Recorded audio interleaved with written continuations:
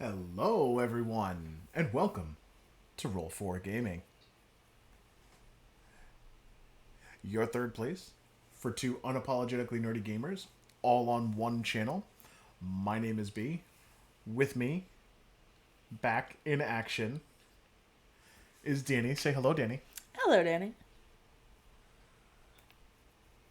I'm Hey. currently trying to remember the pattern that I created last night and did not write down because that was clearly a good idea. Well, I mean, listen, stuff happens, and that's okay. So, guys, I know it's a little different from what we normally do. Normally, we would be playing Baldur's Gate 3 uh, tonight, which still can do a little bit of that tonight if you guys want to see where we're at and see where we're going. Tonight is more about the viewers. So, not that long ago, we had a community challenge where you guys absolutely smashed it. Excuse me. It was a dual community goal, as we like to do, and we ended up uh, going and getting both of them. So one was to host a Q&A from Dungeons and Dragons or Baldur's Gate 3 perspective. As you guys know, we're huge D&D nerds, both of us. Ooh, there's a wild Kangaskhan in the chat for those playing the community game. That's a 151 we know. Hey, Pixie. Hello, hello, friendo. Welcome in. Welcome in, welcome in. Sorry, I'm a little distracted because I'm trying to catch the Yeah. Kangaskhan. There's a Kangaskhan. Get it, get it. It's OG 151. We do high priorities for 1G 151. Absolutely. OG, not 1G. Yeah, I yeah, I mean, know one what you meant. generation, that works too. Why, thank you, Mai. This is the color that everybody voted on in the Discord server. Yes, So, yes, it is. It is. Well, why don't you talk to them a little bit about it? It was your community challenge goal. um, okay. Because I'm awkward mostly. Oh, is that why? That's totally why. That's why I don't, yeah. Oh. That's why you're going to talk about it. So I will, in fact, talk about it. So we were actually just discussing the community goal, and there were two of them. One was where I get to treat myself. Let's be honest, and I get to nerd out about Dungeons and Dragons and Baldur's Gate 3, and kind of the differences between the two of them. I know that there's a lot of individuals who are playing Baldur's Gate 3 who maybe haven't played Dungeons and Dragons 5th edition that are using Baldur's Gate 3 as kind of a nice segue to get into Dungeons and Dragons. So I would absolutely love to help individuals who find themselves in that situation, haven't been at their first table, or maybe they have, and they just have general questions. We are here to assist. I say me because I do a majority of the talking most of the time, but Danny, purely from a technical perspective, does have more Dungeons and Dragons experience than I have. So she is exceedingly knowledgeable about I Dungeons and have Dragons. more experience being at a table. Correct. I don't know that I have more D&D experience. Like, I think you've put in more hours creating characters than I've played. It's only 142. It's only 142 that he's actually It's only like 142 made characters. on That's all. D&D Yeah. Beyond. How many times have we speculated? Oh, I've oh, countless. Countless. That Uh, counts. but the other community goal, you guys, was for Danny to dye her hair. And we had a poll in the Discord server. And there was a vote. And Divine Wine won by a landslide. Yeah. I thought Blue Smoke was gonna take it. I voted for the mermaid like teal color because I thought that would be kind of cool. Let it go, sweetie. It didn't go well. I was the only one. Me and Carlbot, we were the only ones. And Carl Bot votes for all of them. Yeah, Carlbot voted for all of them. I'm a bit relieved that it was this color and not blue because I like this one a lot more than blue. But also the university I work for, the school color is blue, so I could have just been like, oh, I'm being repping the school. yeah.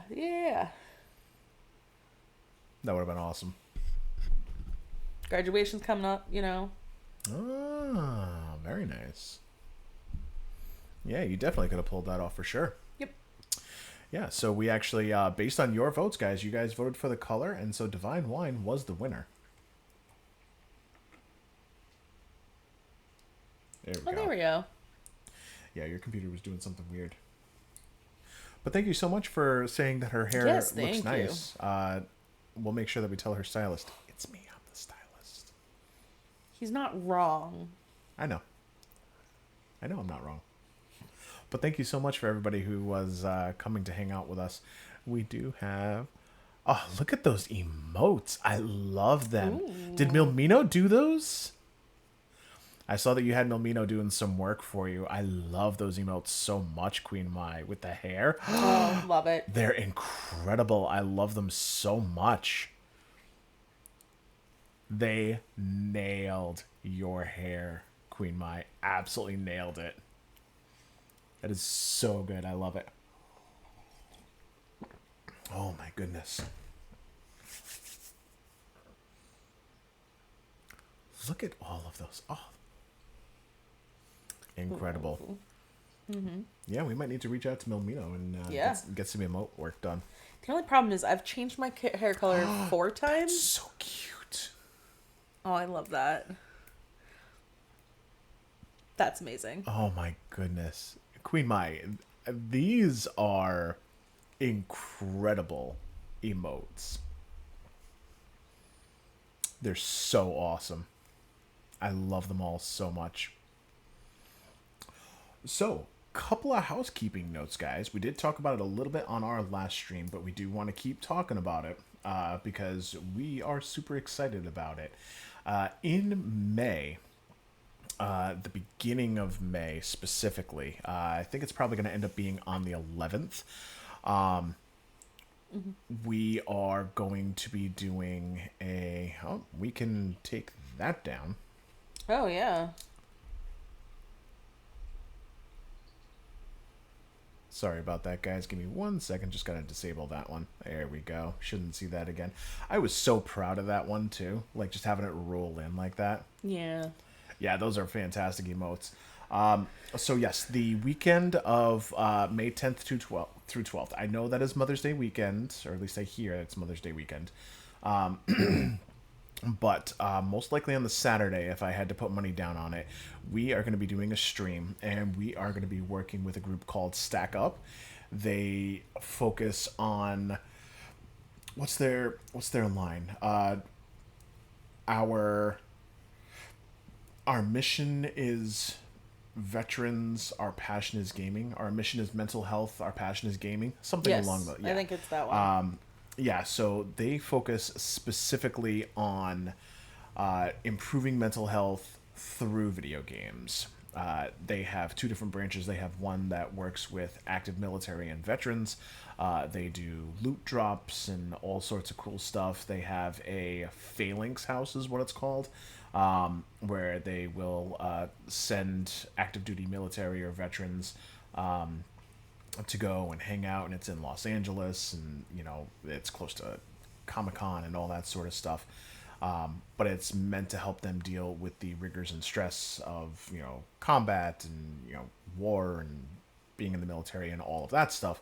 And they also have a civilian branch as well, which helps just everyday people like you and myself that struggle with mental health and how to improve it through video games. We ran into them when we were at PAX. Fantastic group of people. We were talking with them, and we're going to set up and do a charity stream with them on the weekend of May 11th. So stay tuned for more information on that, guys. We're going to be working with a group called Stack Up. And yeah, excited to work on that. You look like you're focusing very hard on something. I don't think this is right. Okay. And I'm really mad at myself for not writing down the pattern. I mean, that's fair. Oh, will you do your announcer voice? My announcer voice? Sure. Yeah. Let's see what we've got. Okay. In the shadowy corners of Roll4 Gaming's chat, a tale unfolds. Vampire Man whispers of D&D wisdom, while wild Kangaskons lurk, dodging Pokeballs.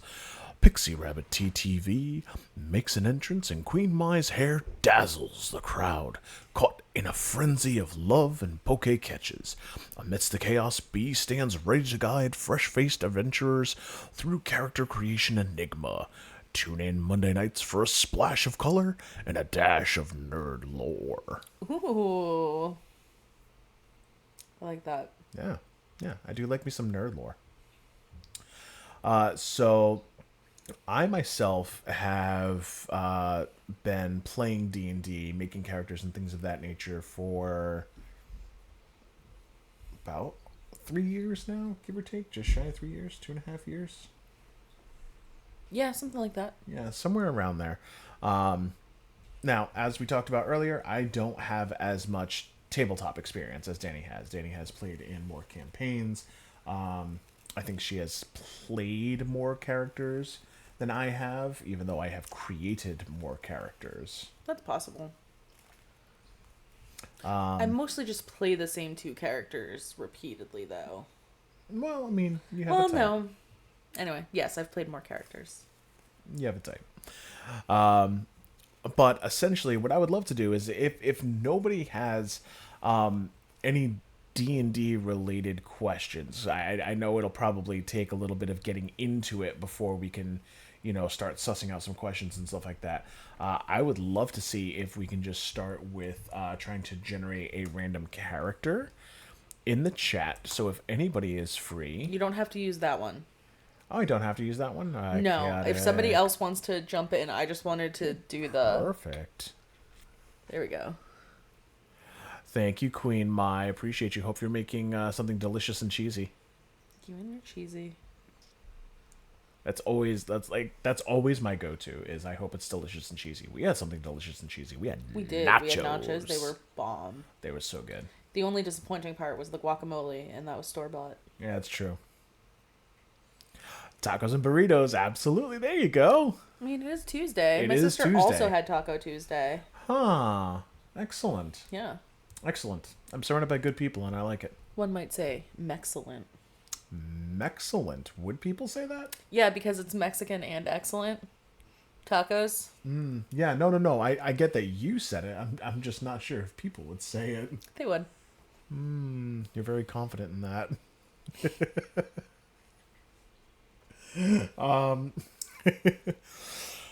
Excuse me. So yeah, if there is anybody in the chat who would want to see a character created, use the command that Danny put over there in the chat. Proud of you. And it's !CHAR. And what that will do is it will generate a random character. And then what I can do at that point is I can go and I can start trying to make that character. I do have to say, a chaotic good Minotaur rogue does sound like fun. A Minotaur trying to be roguey. Yeah. Do they get like disadvantage on stealth checks because of their hooves? I don't know that they would, although a DM might rule that they would. But it's interesting because I believe, if I remember correctly, Minotaurs get they get racial bonuses to... Bless you. They get racial bonuses to strength and constitution, I believe, which would mean that they would make fantastic barbarians because of those are the two stats that you want to make sure are top tier. Or a fighter. Or a fighter, yeah, absolutely. Yeah, but what we're gonna do is we're gonna take the chaotic good Minotaur rogue, and we're gonna start from level 1, and we're gonna transition over to... Let's do this. And see if that does what I think it's supposed to do. Hey, there we go. Fantastic. And it is moving perfect. So there's going to be a little bit of a delay. So as you can see, 142 characters created. There's Rogar, the very first character that I ever created for Dungeons and Dragons, and there is Theron, the character that I first played. Oh, excuse me. I first played in Dungeons and Dragons. There are also so many others. I'm proud of you for being so I mean, open and Sokka. honest about your problem. I made Sokka, Avatar Korra. I made Iroh, for those of you who are Avatar The Last Airbender fans. Where's Zuko? I don't think I had Zuko in there. I think from a Firebender perspective, I had Iroh and I had Avatar Roku. I have Kratos from the God of War series that I made into a D&D character. Wesley, who is arguably one of my favorites, as he is meant to be the main character from The Princess Bride. Dread Pirate Roberts. Ooh, you could translate that onto Baldur's Gate. Could.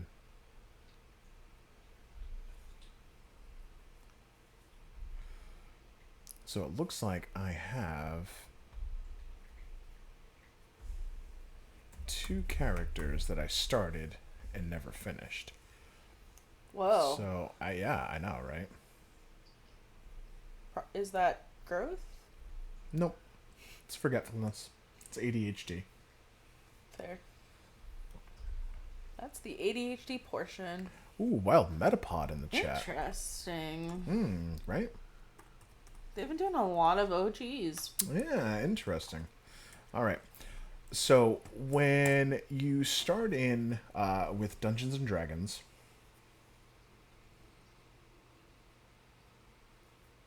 oh, there we go. That's the timed one. I was making sure it Okay. wasn't still doing the thing. Yeah. So when you start in with Dungeons and Dragons, the very first thing that you're going to need is you're going to need to make a character. You got to have a character unless you're going to be a DM. In which case, you play all the other characters. But if you're going to be creating your own character for Dungeons and Dragons, the very first thing that you're going to want to start off with is figuring out what class am I going to play. Now, there are several different ways that you can determine what type of class you want to play.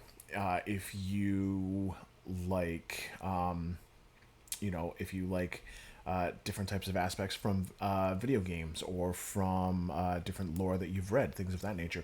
If you're a big fan of Harry Potter and you really want to sling spells and magic around and things of that nature, kind of lean into a spellcaster or, there are so many different avenues that you can go and so many things that kind of lean on different portions of imagination that you can't go wrong per se. Now I am nobody caught the Metapod. Sorry, babe. I have a tendency to be what is referred to as a min-maxer. Essentially what I do is because I've played video games for so long, I will try to squeeze as much out of a character as I possibly can. Let's just pick a random name for this guy right now. And let's activate the Critical Role content because I am a Critical Role nerd. You? I know. No. Yeah, even with my shirt that says Ludus Corpse, take his vest. I wore it to meet the Critical Role team. It was great. Now, a lot of the stuff that's in the beginning phases of creating your character, not super important. Even picking a name for your character, not super important in the beginning. The two most important things that you're going to want to focus on is what class do you want to play and what race do you want to play. Now, a lot of people are going to start in different kinds of places. Some people know that they definitely want to play a tiefling or a minotaur or a centaur or any other number of things that fit into what they feel is their fantasy genre of choice. That's absolutely fine. There's nothing wrong with that. Me personally, I have a tendency to choose what class I'm going to play first, and I let that dictate what race. Reason being is that if I know what class I'm going to play, what type of character I'm going to play, that will help me dictate what race is best suited for those roles. For example, we have the comic example of having a chaotic good minotaur be a rogue. Now, rogues have a tendency to attack from the shadows or from distance with crossbows or things of that nature.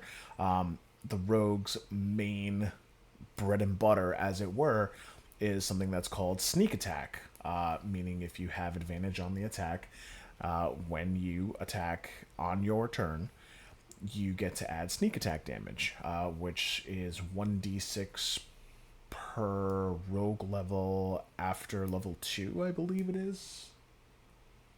We're going to get into it in a little bit, and we'll be able to clarify that and test my knowledge.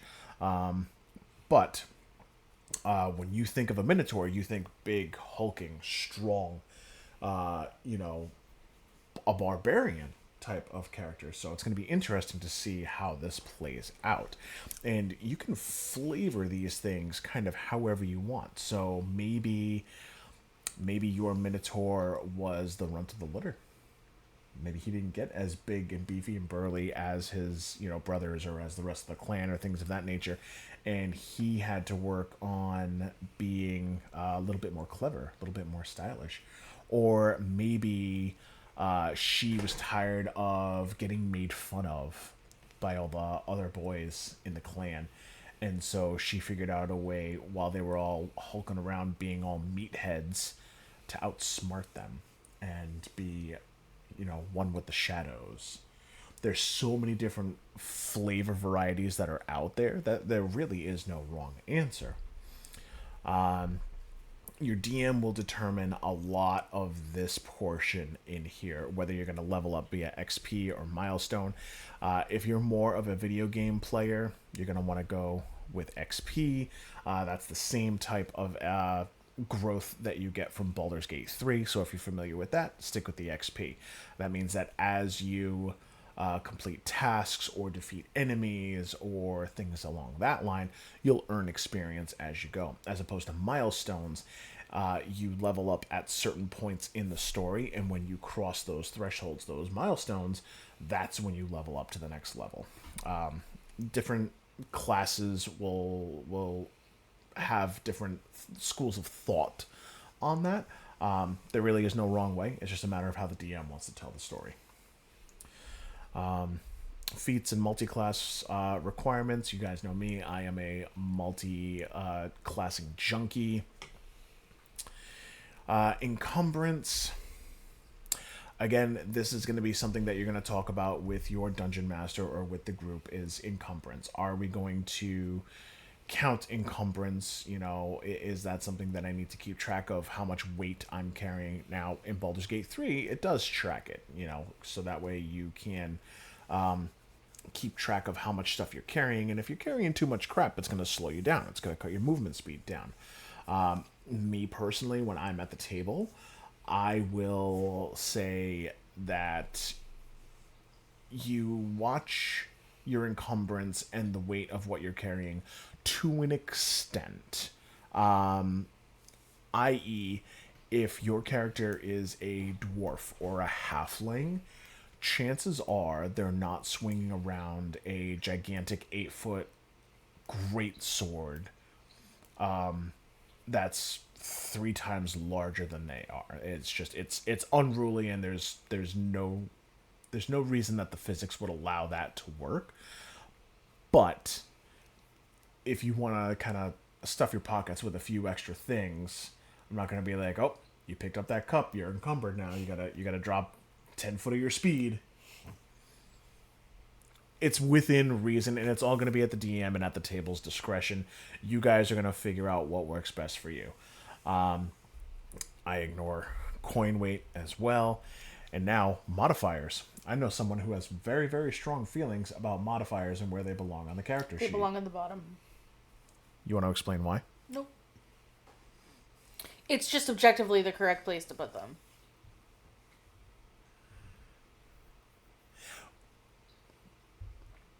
We'll show the character sheet later, and maybe that will shed a little bit of light as to why Danny has such strong feelings about that. I don't know if it'll explain why. It'll just explain what the feelings are about. So we're going to do scores top instead of modifiers top. And I'm going to leave it public so that way me or any of my friends have access to this. And I can put this in the server if you guys want to see it, poke around, take a look at it, and see the different things that I choose. I will have this available in the Discord server. Feel free to pop on in, take a look at it, poke at it, ask questions about it afterwards. I don't want to activate all of this extra stuff. I activate the Critical Role content because they do have some things that, while it's not necessarily core D&D mechanics, there are certain things like the Echo Knight, which are canon in Dungeons & Dragons 5e. It is something that is accepted universally.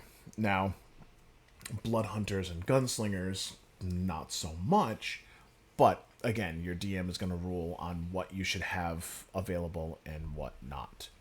So, we're going to move on to next. And now this is the portion where we're going to choose our race. And for those of you who don't know, I'm using D&D Beyond. There are a plethora of different engines and websites and tools that are out there that will help you choose how to build your character. D&D Beyond is just the one that I happen to stumble upon that happens to work best for me. Oh, excuse me. Oh, my goodness. Can you tell I wake up at 5 o'clock in the morning for work? My goodness. I do apologize for that, guys.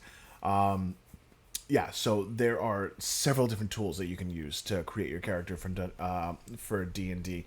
I like D&D and Beyond. That's the one that I stumbled upon. Works best for me. I know you keep saying stumbled upon, but I'm very offended. I introduced you to D&D Beyond. See, I feel like I knew about D&D and Beyond before I met you. And you told me about it, and I looked at it, and I think I got more familiar with it the more that I watched Critical Role, because D&D Beyond sponsored pretty much their entire first campaign and half of their second campaign. Okay, that's legit. The point being is that this is what I use. It is not the only tool that is available. There are several that are available. Or, like Gasp, some people still just use straight up pen and paper. I'm some people. Yeah, absolutely. Well, pencil and paper. You don't want to do a character sheet in pen because there's going to be a lot of erasing and adjusting and things like that. Well, at least you hope. You hope there's a lot of erasing and growth. Sometimes you get killed in the first session. Sometimes you get killed in the first It's very session. rare. It was an accident, okay?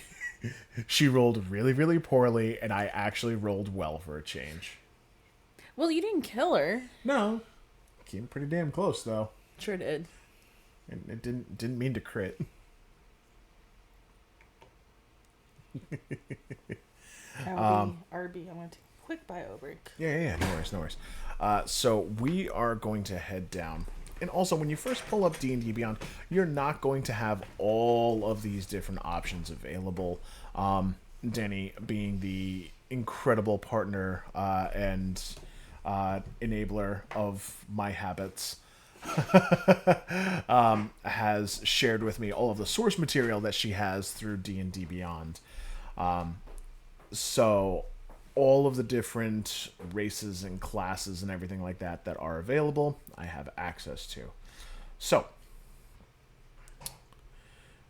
we're going to choose the Minotaur, which the classic Minotaur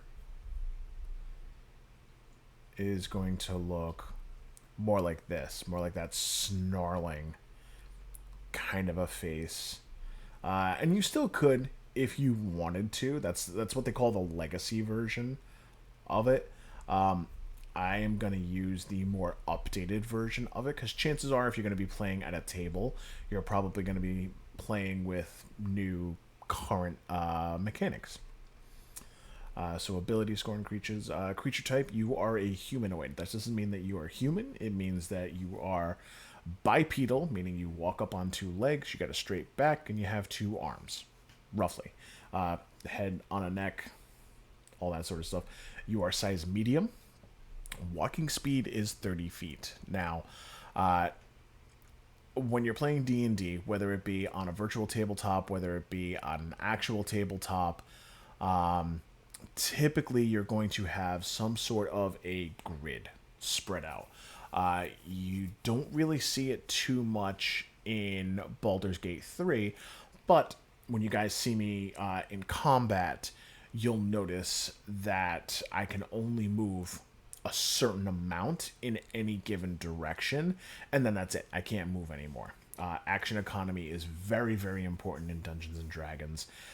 When your move comes up, you typically have your action, your bonus action, only if your class gets bonus actions. Not all classes get bonus actions. And you have your movement. Those are the three things that you can typically do on any turn of Dungeons and Dragons. And usually turns are only tracked in the sense of combat per se. So when you hear us say roll for initiative, when you roll for initiative, that's when you take your d20, you roll it on the tabletop, and whatever number you get determines the order that you go in combat. So each square on the grid is going to represent 5 feet. So walking speed is 30 feet. So I can move 6 squares in any direction. The Minotaur has horns. You can use to make... Ooh, there's an Electabuzz in the chat. I'm going to pause for a quick second here, guys, because I want to catch that. That's another OG 151 in there.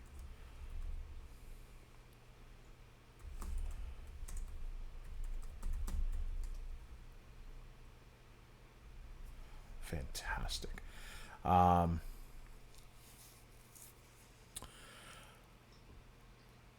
You have horns that you can use to make unarmed strikes. When you hit with them, the strikes deal 1d6 plus your strength modifier, piercing damage, instead of bludgeoning damage, normal for an unarmed strike. So typically when you do an unarmed strike, like a punch, usually it does bludgeoning damage, but because there are horns on top of your head, it does piercing damage because you're piercing with the horns. This is important because different types of enemies are resistant to different types of damage, or they're immune to certain types of damage. So whether it be piercing, slashing, bludgeoning damage, not including all the different types of elements that are available, it makes a difference. A Goring Rush. Immediately after you take the dash action on your turn, you move at least 20 feet. You can make one melee attack with your horns as a bonus action. So this is actually pretty cool because as a rogue, we get dash as a bonus action. Nice. Good catch, Pixie. I do love me some OG 151. Hammering Horns. Immediately after you hit a creature with a melee attack as part of the attack action on your turn, you can use a bonus action to attempt to push the target with your horns. Target must be within 5 feet.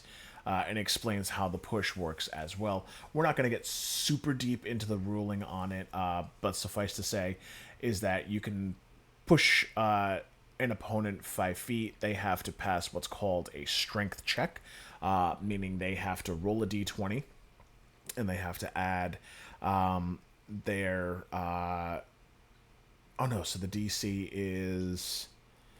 Okay, so it's a saving DC. So it starts out as 8... plus your proficiency bonus, which goes up as you level, plus your strength modifier, which isn't going to be very high because we're going to be a rogue. And then you push it up to 10 feet away from you, which is kind of cool. And then Labyrinth Recall, you always... Hey, Jay. No worries at all. We're actually not playing Baldur's Gate 3 tonight. We're actually just kind of going through the differences between D&D, character creation, and, playing Baldur's Gate 3. Might get into it a little bit later, but just so you know, should be relatively spoiler free. Appreciate you for popping in, Jay. Labyrinth Recall, you always know which direction is north, and you have advantage on any wisdom survival checks that you make to navigate or track. So, we're going to choose that race because that is the character that was in the chat. Fantastic. And if my voice gets annoying, just let me know, because I can have a tendency to drone for extended periods of time about Dungeons and Dragons. It's one of those things that I had a little bit of free time and I went hardcore into it. But I know some people are using Baldur's Gate 3 as an entryway into Dungeons and Dragons. So knowing the differences between the two, what you can do in Baldur's Gate 3 and what you can't do in Dungeons and Dragons, and those kind of differences, that's kind of why we're doing it. But absolutely feel free to lurk, hang out, listen. Feel free to chip in if you have questions, if you want to question anything that I'm saying, or if you need me to backtrack on anything. Absolutely feel free to pipe up. No problems with that whatsoever. This is for you guys. So this is essentially what the breakdown is. This is everything that it just told us we get with the Minotaur, and it's just saying, yep, this is what you chose. And we're going to go next. Now, we had said that we were going to be a rogue. Now, primary ability, it's going to tell you right there, we want it to be dexterity. And then we have saves in dexterity and intelligence checks. And it tells you all the things that you're going to get from being a rogue. It's going to tell you the levels that you get ability score improvements. You get expertise. Rogues and bards are two classes. And in the future, it'll be rangers as well, I believe. They're called what's called expert class. They're classes that get the expertise feature. So you can be skilled in something, you can be proficient in something, and you get so many bonus points that you get to add to that, and that means that you are proficient with that.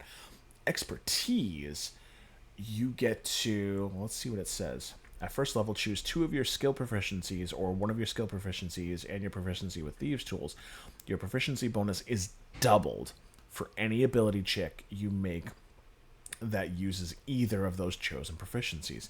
So if you have a +4 to sleight of hand checks, you'd like to pick pockets or locks or things of that nature, if you're going to have expertise in sleight of hand checks, that means that you're going to double your proficiency bonus, which means you're going to be really, really good at whatever that thing is. Now, it's not going to be free reign. You can't just choose whatever ability check you want.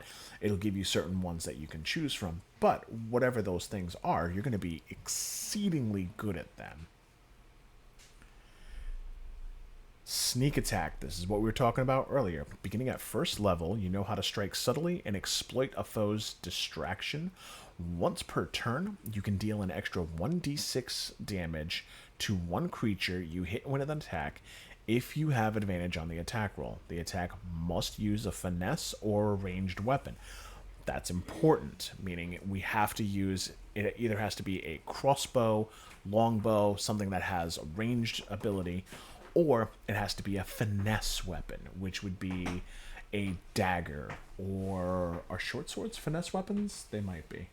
I know rapiers. I know rapiers are finesse weapons. Yeah, I'm pretty sure short swords are as well, because my rogue would use a short sword. Makes sense.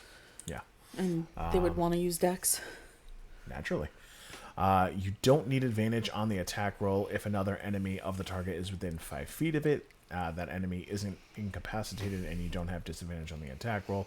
The amount of extra damage increases as you gain levels in this class, as shown in the sneak attack column of the rogue. Okay. So it's not 1 per level, but it does increase based on your rogue level. Okay, that makes sense. And I almost said that earlier, but then I doubted myself and didn't want to be wrong, considering rogues are my, home class. No, it's fine. And that's why I'm going to kind of trust your judgment on that. Because I know, but I know, but I mean, if I say something out of pocket, check me. That's what this is here for. I will. You know it. I know you will. Thieves can't. This is dumb. Nobody uses it. Any class that gives you access to a specific language, which I believe the only two, and again, correct me if I'm wrong, I believe the only two are rogues, where you get thieves' cant, and the druids, where you get druidic. I believe so. But in my defense, I haven't played a lot of classes besides rogues That's fair. and sorcerers. And one time I played a wizard, but I played them like a sorcerer. You did. It should have been a sorcerer. Should have been. Absolutely, it should have been. Yeah. Wizards are tricky classes to play. I do not recognize them. I do not recommend them for first time players. It is Or casual players. or casual players. They require a lot of organization and a lot of prep. Wizards are exceedingly technical characters to play. They're a lot easier to manage in Baldur's Gate 3 because everything is right there in front of you. But yeah, I mean, don't get me wrong.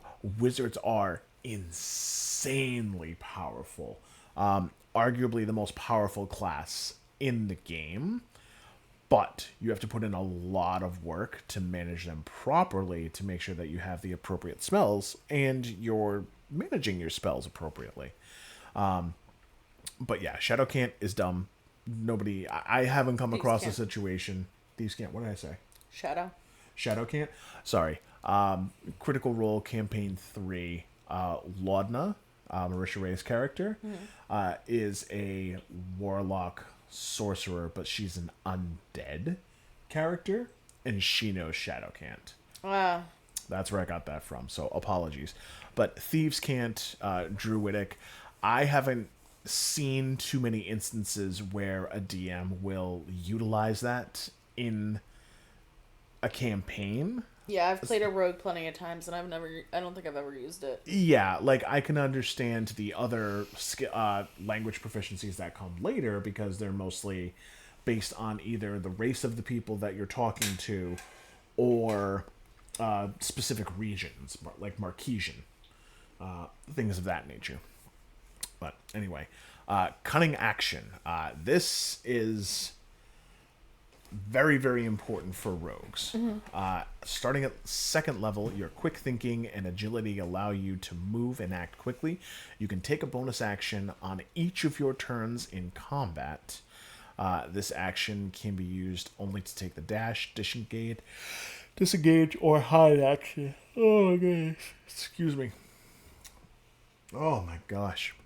So sorry about that, guys. You know, once you pop, you can't stop. Yeah, I'm trying so hard not to give know. in and yawn. I know. I'm sorry. But it's sleepy Holy time. smalls. We're gonna do sleepy time with B tonight. Oh god. We're gonna read a bedtime story. We're gonna do sleepy time with B. But yeah, this is something that a lot of people will actually dip 2 levels into Rogue specifically to get.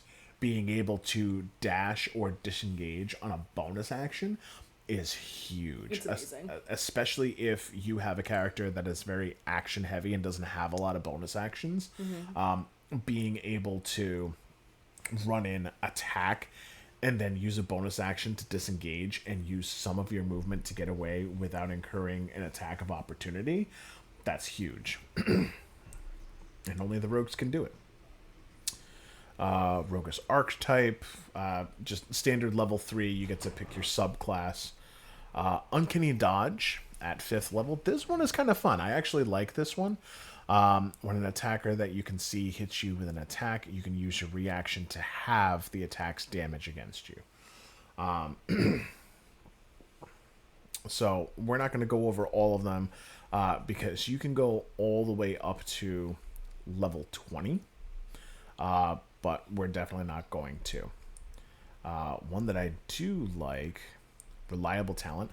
At 11th level, essentially, whenever you make any sort of an ability check, you add your proficiency bonus to it. And if it's a 9 or lower, you just treat it as a 10. meaning essentially, unless you crit fail, What subclass is that?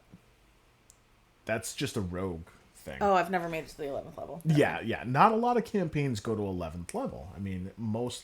And I think I remember hearing that that's why the Larian Studios did Baldur's Gate only to level 12, is because most campaigns end at around level 12, 13, give or take.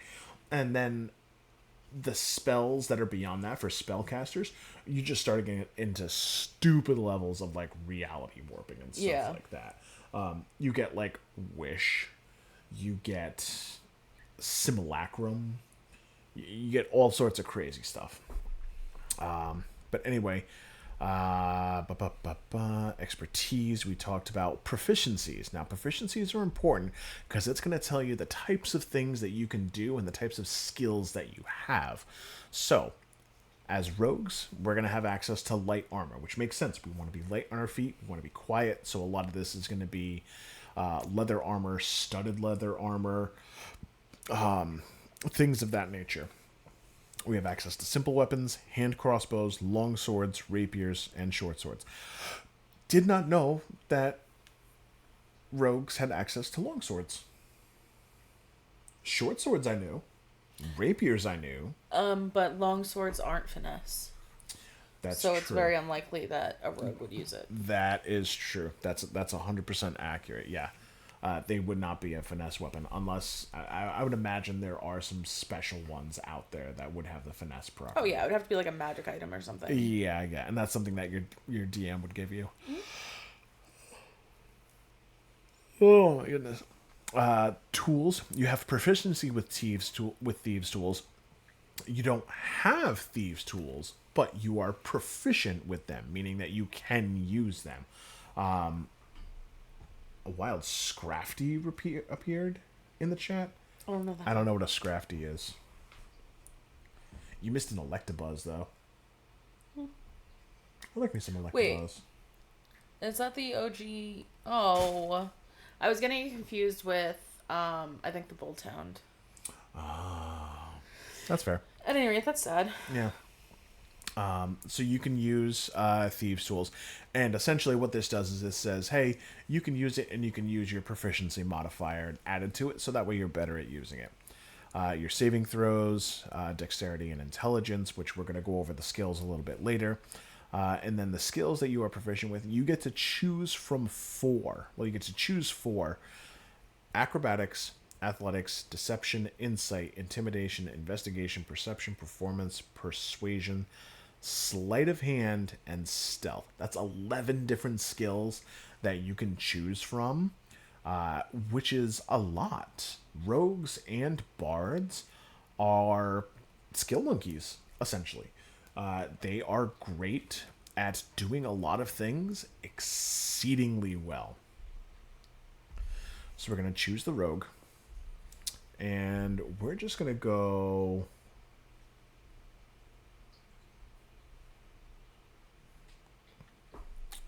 Let's just go to level 5. We're just going to set it to level 5. And we're going to go through... Actually, no. Let's just start at level 1, and then we'll bump it up from there. So, your hit points. The way your hit points are factored, it tells you right there. You get a D8 every time that you level up. So you take one of your D8 die, you roll it, whatever number you get, you're good to go. But you also add your con modifier for every level. Yes, exactly.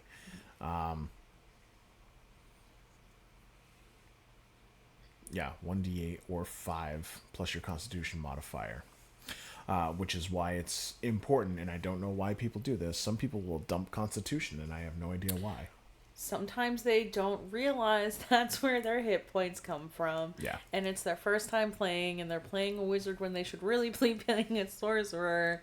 And you don't know any better, and you dump con, and then you make the squishiest character ever. But don't worry, guys. We're here to help. We're going to go over the abilities, and we're going to talk about why they're important for different reasons. We're here to help.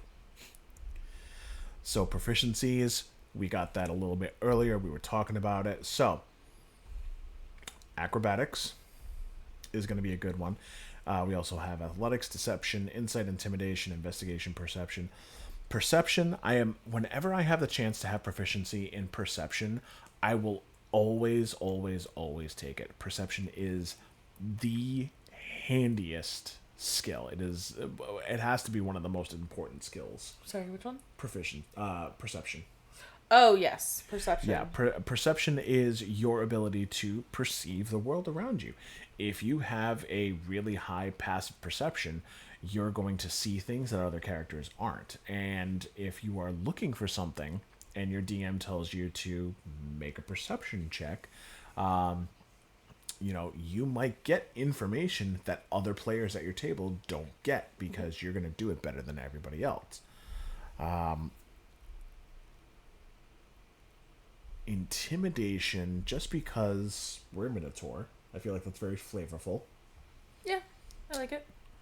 And Cracker, hello, my friend. Welcome in. Wow, where did my voice go there? I don't know. I found it. Got it back. Cracker, did you watch WrestleMania there, buddy? You and your WrestleMania, man. He likes wrestling too. Okay, I trust you. You've talked more about wrestling today than most of our relationship. It's because WrestleMania was this past weekend. Okay.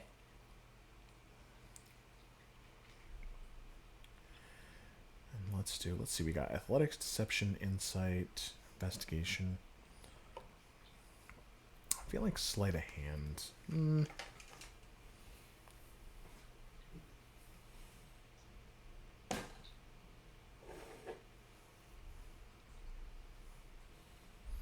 Yeah, we'll do sleight of hand. And then expertise, we'll get to choose from the proficiencies that we have. We'll have expertise. So we'll have expertise in perception and thieves' tools, because if you're going to be picking locks, you might as well do it well. Preach. Okay, so we're at level 1. We're a Minotaur. And this one's going to be a little bit trickier. We're not going to be able to create a Minotaur in Baldur's Gate 3, so I won't be able to show you exactly how that's going to translate to BG3. But I would like to, at some point tonight, if we're able to get a character to be generated through D&D Beyond, go through, make the character relatively quickly, and then be able to create it in Baldur's Gate 3 so you can see the differences. Now, we've got ability score increases, and previously it would dictate where those ability score increases went based on your race. Now, things have updated recently where now you can choose wherever you put them to be. And I honestly really, really like that. Reason being is because maybe you don't want to play a big, brutish, dumb, axe-swinging Minotaur. Maybe you want to play something that's a little bit more stealthy, like a rogue. So you can take your dexterity score, and you can take, Constitution. Why not? And what that's going to do is that's going to translate into your ability scores down here, guys. Now, what do these ability scores mean? There are 3 different ways that we can generate stats. Now, Baldur's Gate 3 uses the point buy method. It's the method I hate the most. You were spoiled. I know I was spoiled, and I understand that I was spoiled. Rolled stats are objectively the best way to go. Okay? Even if you don't use the same thresholds. Ramus made his first appearance since we betrayed him and gave him medicine. I'm sure he'll be fine. But yes, God, lost my train of thought. I'm so sorry. No, it's okay.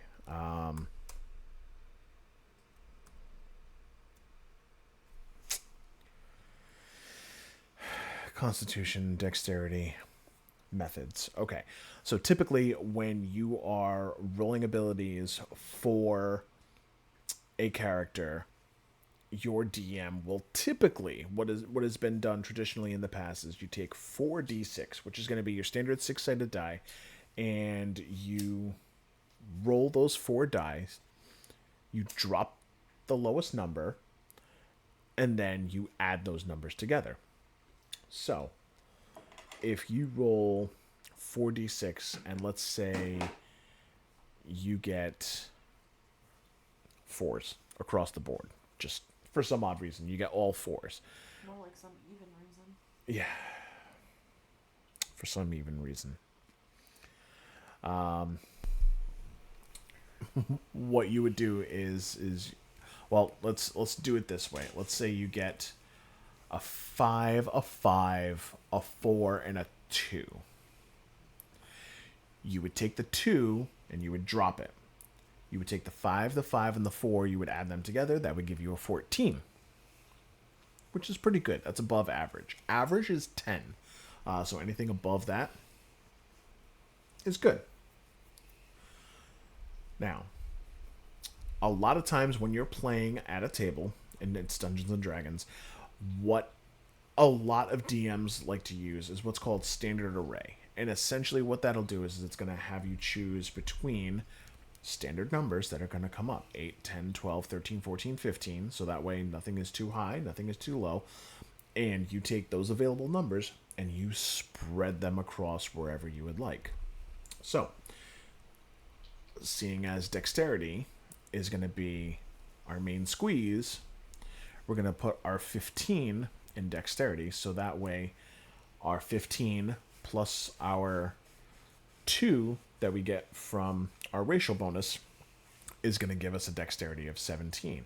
Out of a maximum of 20, that's pretty damn good. Now, we want our constitution to be high as well. I'm going to put a 13 there, so that way it gives us a +2 to our constitution with a 14. Constitution is how hardy you are, how much you can take a hit. Dexterity is how nimble, how agile you are, how quickly you can get out of the way, or how deft you are with a slicing blade. Strength is exactly what it sounds like. How hard you can hit something, how strong you are, how hard you can push, things of that nature. Intelligence and wisdom are a little bit tricky. We're going to circle back to those. And charisma, it's your riz. Your riz, it's how you can talk your way into and out of situations. Are you an especially deceptive person? Can you persuade the shopkeep to giving you a special little discount just for little old you? Any number of things could be used with charisma. Now, going back to intelligence and wisdom, a lot of players get these mixed up, myself included, guys. Okay?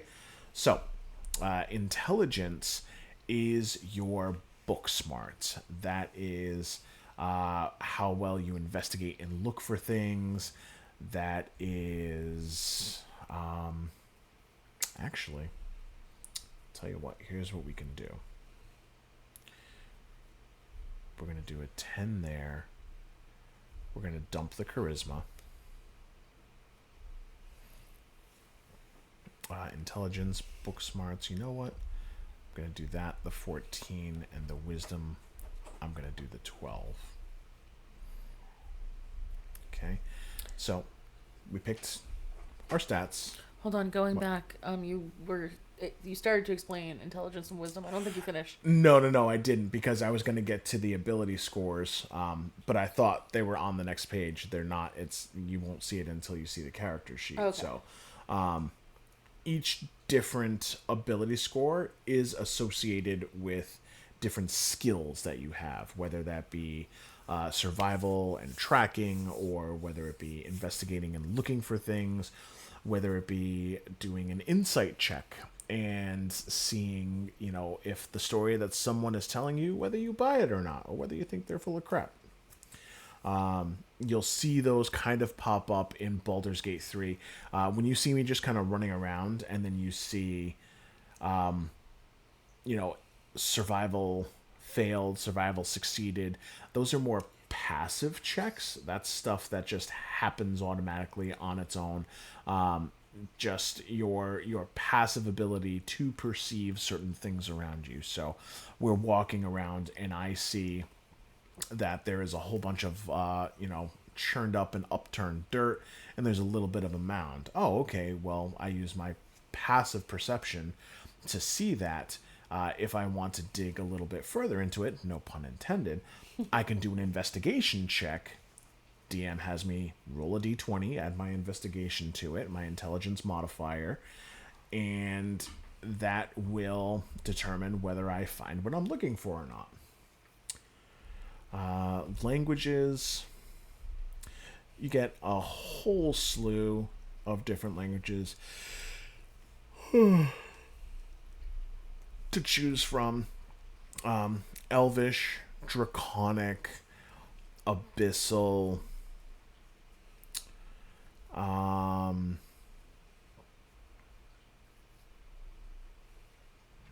Orc, Primordial, Undercommon. All of these are relatively common languages that you can pick up in a game of Dungeons and Dragons. They don't really discuss that much in Baldur's Gate 3. They really don't have different languages. Everybody pretty much speaks common. And for the most part, in most games, there's going to be a lot of common that is spoke. But you may come across certain situations where you're in a strange land and you're surrounded by unfamiliar people and they're speaking in a language that you don't understand. Or there may be a wild Lillipup in the chat for those of you Pokemon community gamers that you could throw a Pokeball at. They are pretty cute. They are pretty cute. Also, a good language to take, Goblin. Especially at early level campaigns, you are going to run into probably a lot of goblins. Yeah. You could make friends. You could eventually have like a party pet named Boblin the Goblin. That doesn't always happen though. But it is a good language to have, especially for like early beginner campaigns, because it will likely come in handy.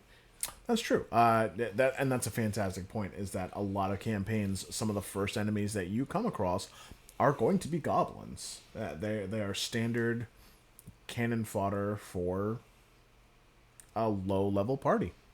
And then sometimes what you can do is you can find out what language only one other person in your party speaks, and then you can learn that language so that you and that party member can talk smack about the other people or about the other characters. And none of the other characters will be able to know what you're saying, but the players will. So if we haven't mentioned it, I know we try to keep this PG-13 channel, but in case you haven't realized, Danny has a tendency to play asshole characters. It's all the same character. Yeah, it's all the same character. It's just a female version that slings spells, or it's a male version. No. All of this happened to Ivy. I played him the longest, so that's why I have the most stories about him. Yeah. Although I have a lot of good stories about Hannelore, but that's not what tonight's about. No. Point is, choose Goblin and choose your friends wisely. To her point, Goblin is a great language to take for low-level parties. Now, backgrounds. Again, backgrounds aren't a huge part of the character creation portion of Baldur's Gate 3. I think the background is automatically chosen for you. I can't remember that No. You get to choose your background. It doesn't have as big of an impact. Yeah. I think it just gives you a couple of proficiencies. Now, typically when it comes to rogues, I mean, you guys can just see the absolute gigantic list of different ones. If you look at a player's handbook, it'll give you some options that you could start off with. It'll make some suggestions for you. And if you've had thoughts about starting up D&D playing characters, first off, awesome, great choice. I applaud you. Second off, Player's Handbook on Amazon or at your local library, not super expensive. And truth be told, a Player's Handbook, a set of dice, and a notepad realistically are really the only things that you need to start playing Dungeons and Dragons. You really don't need a ton. Can you get, a tablet and do everything digitally on D&D Beyond and do all of that stuff? Absolutely you can. But you don't need to. You can just go with straight up pen and paper and a player's handbook and get a set of dice and you're ready to play Dungeons and Dragons. For less than it would cost to buy Baldur's Gate 3, you can start playing Dungeons you can and literally Dragons get 3. you can literally get it at your library for free. Yeah. And a lot of libraries have it in different sections. The one in the town I used to work for had like 2 copies in the teen room. I feel like they had like a hobby section, and then obviously the Dewey Decimal System. We do love a good Dewey Decimal System. So, as a rogue, I am a particular fan of the urchin background. It's going Because to it's give you. objectively the correct background. It's going to give you skill proficiency in stealth and one other. I am a fan of insight because, again, I want to know if there is a character that's feeding me a load of crap or if they're being honest with me. You also get the disguise kit, and you get your choice of a different tool, is what they call. Now, there are so many different options that you can choose from. Some of them are game sets. I'm very much a fan of getting the playing cards and trying to convince the DM to be able to utilize the playing cards as a weapon, because I was a huge fan of X-Men the Animated Series when it came out, and Gambit, charging up those cards with a kinetic energy and letting them loose. Huge fan of that. So if my DM will let me get away with that, I will absolutely get away with that.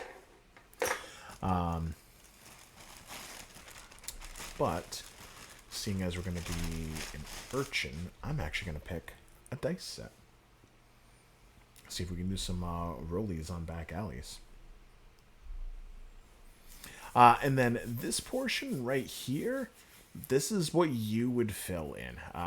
You can go with some suggested characteristics about them. You don't have to use any of the suggested ones. It'll make life a little bit easier.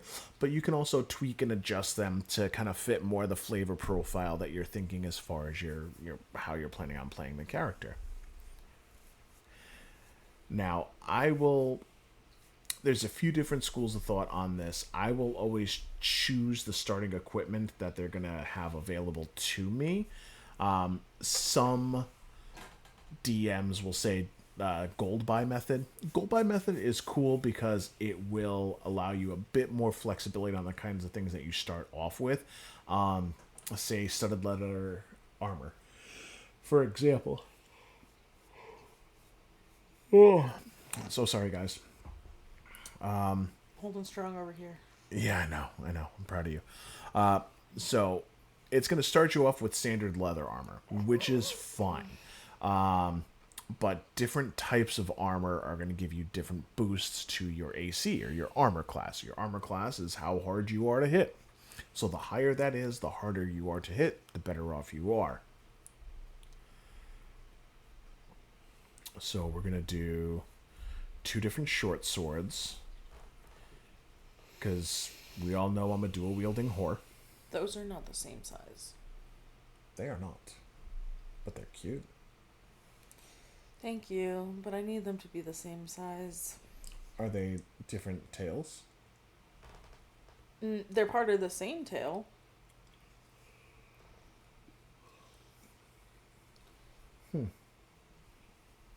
Could some tails be different sizes? Okay, technically yes, but I would need it to be symmetrical. So at least two of them Mm-hmm. have to That's be. fair. Yeah. That's fair. There is six of them. And we all know that being technically correct is the best way to be correct.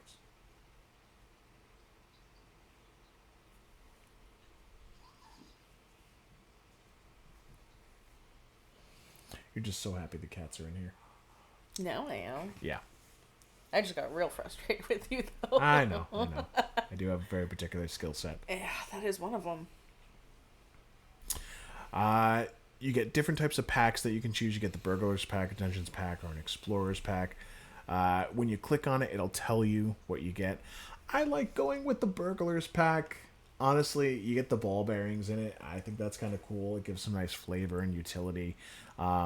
You get string, you get a bell, you get some candles, you get a crowbar and a hammer. You get a lantern, you get oil, you get rations. Rations are not super duper important, at least at my tables that I play at. The premise is there are some DMs that will make you track your rations, whether you are eating food, whether you are drinking water, and whether your character is generally taking care of themselves. Donning and doffing their armor, putting it on, taking it off, things of that nature. And if you do I not, traumatized you on that. Didn't you I? really did. And if you do not specify whether you do those things, your DM may call you out on it and might punish you for it, which can be kind of a jerk move. Not gonna lie. So sorry. The way you did it was creative, though. It wasn't like, oh, you haven't said that, Theron ate a ration. He wakes up the next morning, he has a point of exhaustion. It's, oh, we're going to bed and we get attacked in the middle of the night. Oh, did Theron take his armor off, or did he sleep in his armor? Yep. No. He took his armor off. He would take his armor off when he went to bed. Oh, okay, cool. So the armor that normally protects you, you do not have that during combat. So that dropped my AC down to 13? Something like that. In my defense, I didn't realize it would take you 10 minutes to put your armor back on. I thought it took a minute.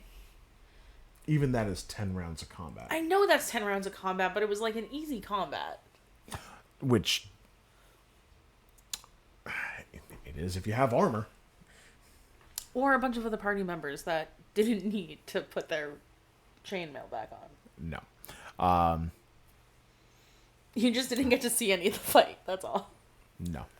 And then I removed that rule for the rest of the game. Yeah. I realized what a pain in the butt it is, so I Kind of was. But yeah, I mean, that's kind of cool, and it was one of those things that was kind of a learning experience for both of us. But a round of combat only lasts 6 seconds. Woohoo, Kumabot. So everything from action to bonus action to movement, all of those things happens in 6 seconds in the D&D world. So that's why a lot of times you'll hear people contesting, oh, you can't get that done in a round of combat, or oh no, you can absolutely do that in a round of combat. Mostly when it comes to drinking potions, there's a lot of debate on whether drinking a potion should be an action or a bonus action. Every table has their own set of rules. Rules as written, it's an action. but those rules are dumb, so we ignore them. But those rules are dumb, so we ignore them. There are a few different ways that you can circumvent this. You can say, hey, you can, drink a potion, and if you do it as a bonus action, you have to roll to see how much you heal for. Or, if you take and you do it as an action, you get healed for the maximum amount. That's kind of cool. If you're taking the potion yourself, if you're drinking it, it takes a bonus action. But if you need to... Hello, Milmino! Hello. Welcome in. Whoa. Brass Monkey! Why didn't Number one in the field, number one in your hearts. Ladies and gentlemen, Brass Monkey Live is here. Milmino, we were absolutely gushing over your emotes that you did from Mai earlier. They came out Beautiful. incredible, Milmino. The hair. You nailed that hair, Milmino. So good. That came out perfect. Came out so good. And Brass Monkey Live, are you here for the Dungeons and Dragons tutorial? Oh, it's hard to see on the white background. I can do something about that. I believe in you. Thank you. Here was the most challenging bit. I am not saying this to just hype you up or blow smoke up your ass or anything along those lines. Those looked absolutely incredible, Milmino. Those were wonderful. They really were.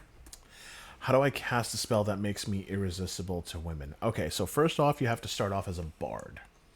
Because bards just seduce everything.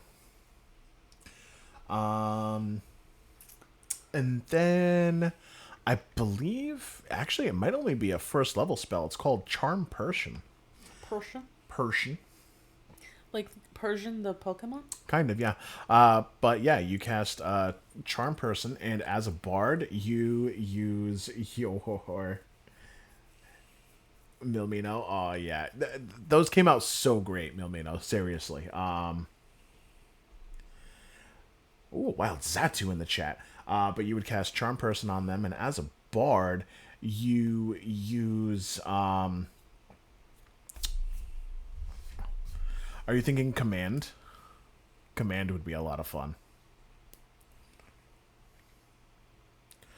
Modify Memory. Modify Memory is a lot of fun. That's a higher level spell, though. Which, I mean, would make sense. And they would have to fail a wisdom save. But let me tell you, but I do love Modify Memory. One of the greatest moments I ever saw was Critical Role Campaign 2.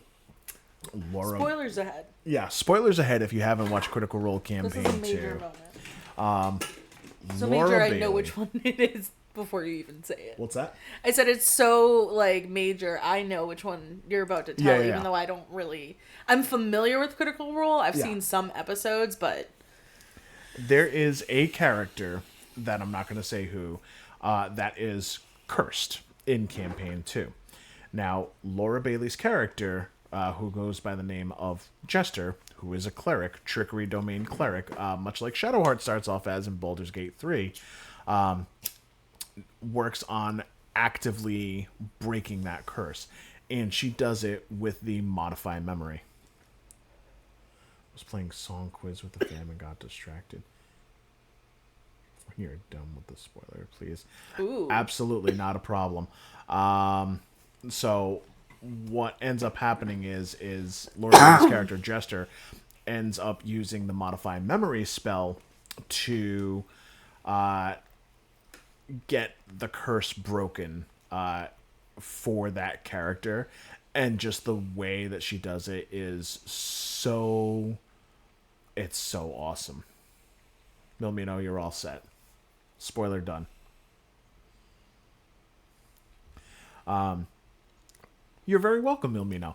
That is a handy mechanic. I actually really, really like that. If it's gonna be a spoiler, mute it, and then I'll go ahead.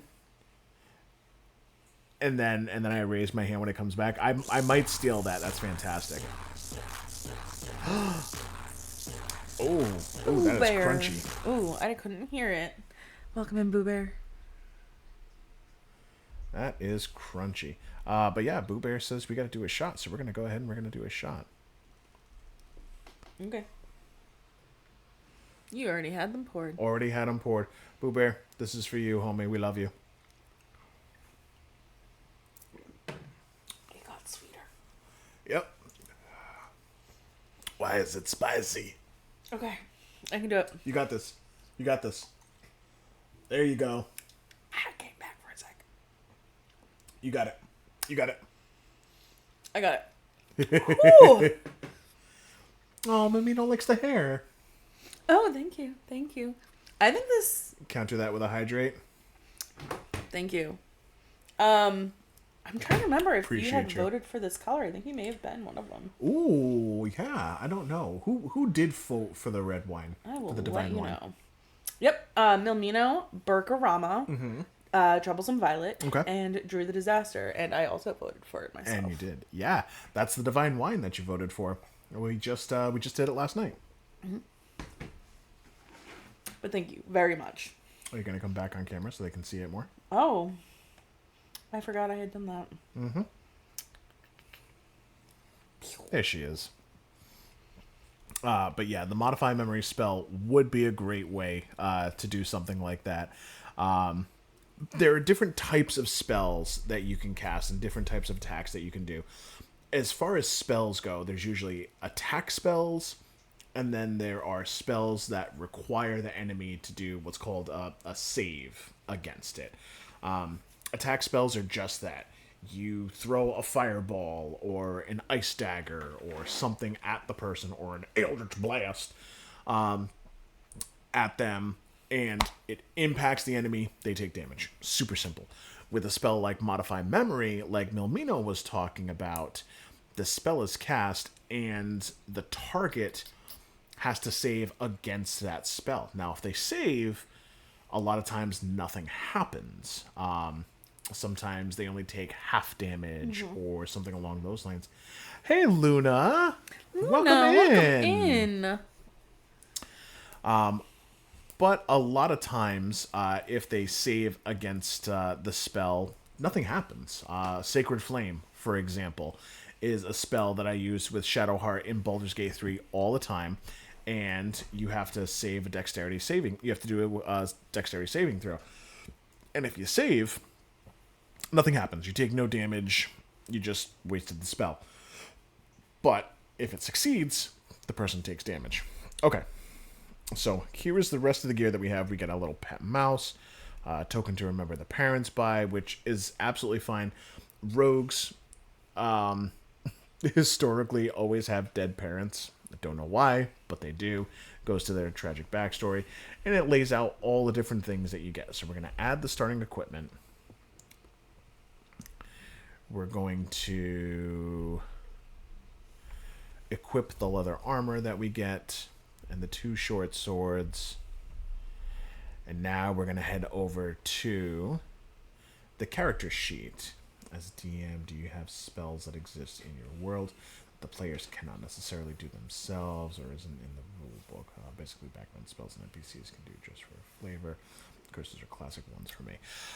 So that is a fantastic question. Now, as a DM, I don't think I've ever had a situation where I have done something that I wouldn't ever allow the players to do. Now, would I take an existing spell and reflavor it to make it fit the NPC or the bad guy's profile a little bit better? Absolutely. Flavor is what makes Dungeons and Dragons world go round. But yeah, you take a spell, you put a little spin on it, and it may look and feel very, very different, but at its core, at the mechanics, it's something that any of the other characters can do, you know, provided they're in the same class or race or whatever it may be. So this is what a... Can I answer? Yeah, go for it, please. Okay, please, so I've please. never done anything quite like that.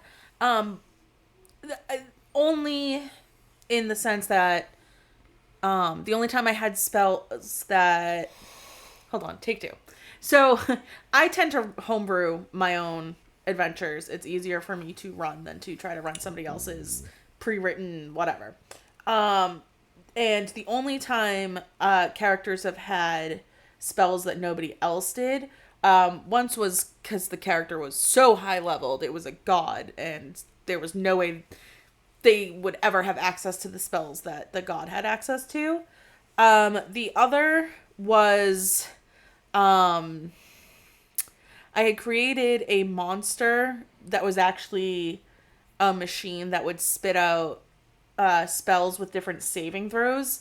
And it was in a campaign where, or it was in a one shot where people started with a blank character sheet and had to figure out what their abilities were and what their skills were and everything.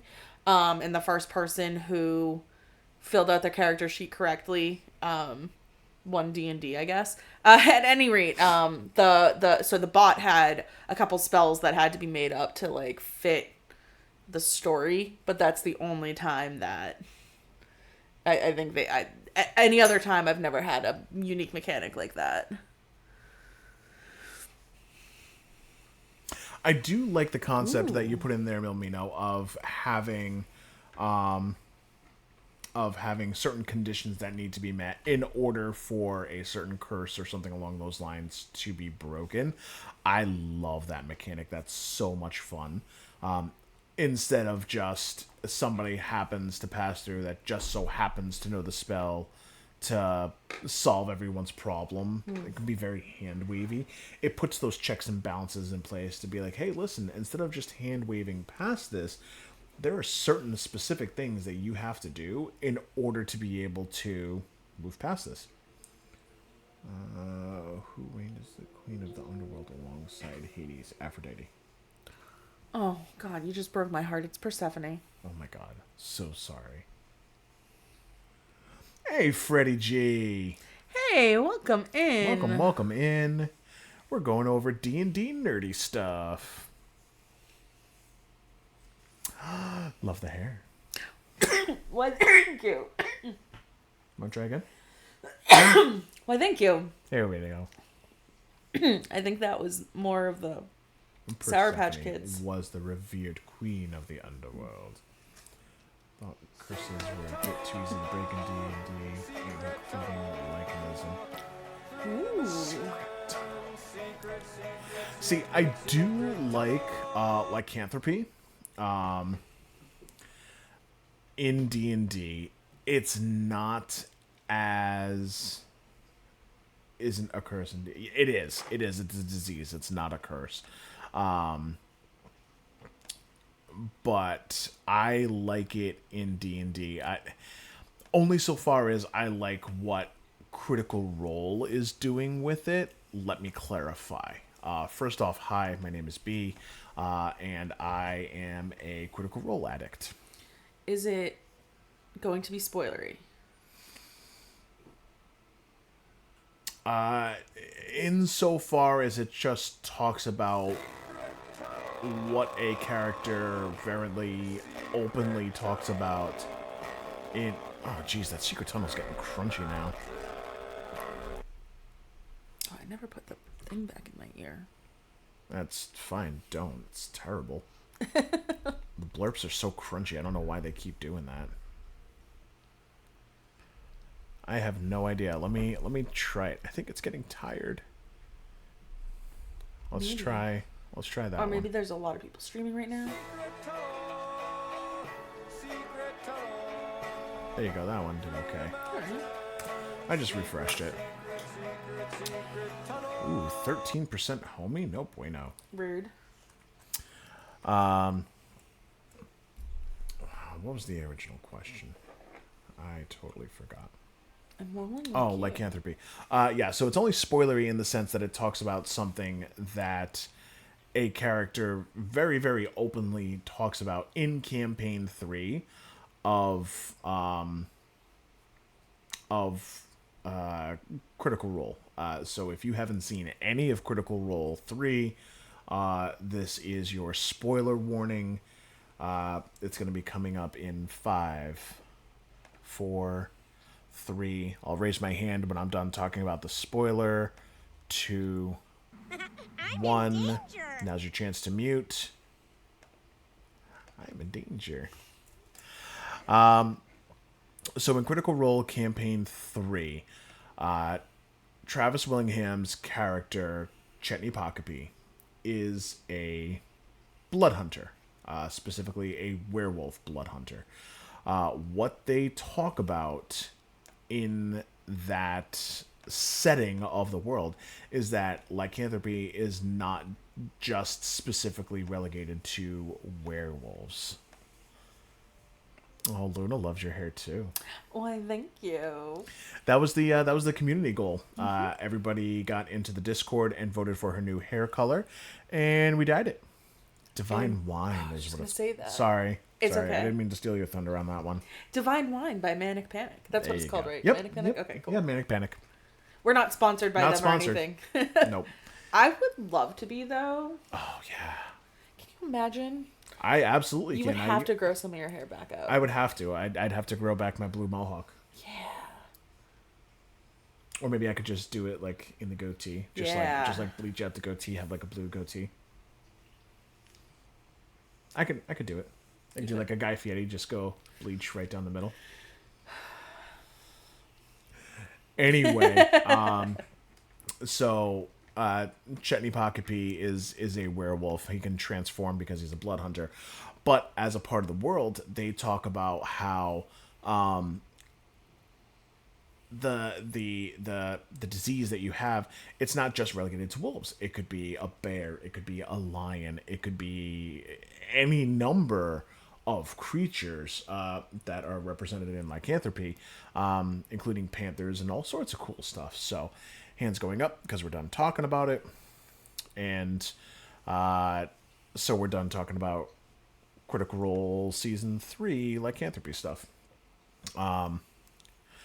Also, now that we have a handful of people in here, guys, your very own Danilor has been hard at work behind the scenes, doing some pretty awesome stuff. And we have... Ooh, there's a Dragonair in the chat, and I'm only pausing because I know how beloved Dragonairs are. So you may or may not have noticed on our channel, we now have a new button for the Etsy store. So we have our Etsy store, and we're slowly starting to add things to it. But not only do we have it in the Etsy store, but Danny has also included it in a website known as Drive-Thru RPG. Yep. Yeah, Drive-Thru RPG. And she has written a couple of one-shots that were accepted, and now you can go to our Etsy shop, or you can go through Drive-Thru RPG, and you can buy 2 different D&D one-shots. I think there's going to be a total of 5. Yes. And you can either run them as one-shots, or you can run them all together as a bigger story that may or may not be interconnected. And you can have a piece of work that our very own Danilor wrote, and it is available on our Etsy shop or through Drive-Thru RPG. Yeah. And it's super cool. Thanks. And she's already sold a couple. I was sold 2. Yeah.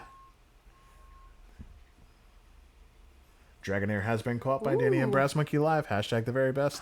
It's the feud that never ends. It's the battle that just keeps going. I think the feud's in your head. I'm pretty sure me and Brass Monkey are on the same page of like, no, you're awesome. Respect sees respect, you know. Listen, I'm just saying that the feud started that day on that 12-hour stream, and it's been going ever since. No, outright war. Yeah, outright war for sure. Especially when a Dragonair is involved. But yeah, so we have some exciting stuff. We mentioned the Stack Up stream that we're going to be doing on the 11th. We mentioned the Etsy store, if you guys are interested in Dungeons & Dragons. If you're interested in playing. Go ahead. Also, eventually the Etsy store will have like plushies and stuff that I've crocheted. It just takes time to make those. Yeah. What are you working on tonight? I can. Well, I was working on, but then I got frustrated and gave up. I know she is. I tell her all the time because Brass Monkey Live and I work together, so I say it all the time. I'm like, you just wait. You're gonna feel like you're safe, and then she gonna get you. No. Yeah. Last I checked, we were, but if there's a different story that I need to hear. Anyway, I was working Yeah. on a shiny Vulpix, a shiny Alolan Vulpix. That's the ice version of Vulpix. It's got like the little fro. And this obviously it needs legs and a tail and like facial features. But it's getting there, and I'm creating the pattern myself because while I know how to follow a pattern, I assume as an amateur crochet artist, I know better, obviously. So, yeah, I'm just writing my own, and I think it's coming out. Yeah, it's a Southeast Shiny. It's from Alola. I think it's cute as hell. Thank you. So that will eventually be in the shop or a prize box or something. Yeah, absolutely. And I think the plan, and again, correct me if I'm wrong, I think the plan is to have miniature versions of the Gengar that we made for the giveaway, as well as some other popular Pokemon. You love That- alliteration. I do. I do love alliteration so much. Pokemon. Yeah, popular Pokemon that people might want to purchase. Thank you. Well done. Yeah, we'll have those available in the Etsy store. We're working on getting it up and running. Feel free to take a peek, take a look, see if it's anything that you like. Take a gander. Take a even. gander, if you will. Yeah. We do have the Drive Through RPG stories on there. We will be adding more. And eventually the idea is to do kind of a one-shot in a box kind of deal, where we're going to have the one-shots available. We're going to have dice available. We're going to have characters available. And essentially we're going to market it as everything that you need to get started with Dungeons and Dragons minus the DM. So really quick, we're going to go back over to the character sheet. Now, Brass Monkey Live was asking about spells to make him irresistible to the ladies. Now, unfortunately, most rogues do not get spells. Our rogue does not have any spells. There are a couple of subclasses where you can get spells, but I don't know that any of them would get Charm Person. Now, when we were talking about ability scores, this is what we were referring to. We were talking about strength, dexterity, constitution, intelligence, wisdom, and charisma. Now, the way we did it was that we did scores on top, so that way you had your modifiers in the circle. Where they belong. Where they belong. So, a lot of people, these scores are super important because as you roll, these scores translate to these skills in the middle over here. So if you notice, acrobatics is a dexterity based skill. So because we are proficient in it, that's why we have the little black dot there, we take our dexterity ability score modifier +3, we add our proficiency bonus +2, and that's where we get our +5. And that's how you get your bonus. So what you would do is you say, hey, I'm going to roll an acrobatics check. So you click on it, you roll your d20. You get a 7 plus 5 equals a 12. And the DM will determine whether that passes the check or not. And you do that over and over and over again until all of your characters die. But talking about action economy earlier, you have a few different options that are available to you, and they're going to be over here on the right hand side. So you have your actions, which are going to be mostly your attacks. You can do your short sword attacks, you can do unarmed strike, you can use your horns because you're a minotaur. And because we don't have much in the way of strength, you can do it as like a last ditch effort, but it's a good last ditch effort. It's, you know, it's a 1d6. It's not nothing. Bonus actions, which not every class gets. You can do the goring action, the goring rush, like we talked about earlier. Hammering Horns. I think that's under features and traits. Yeah, class features.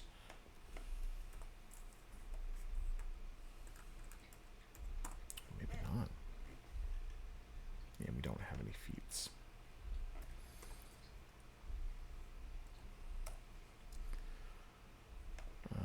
Yep.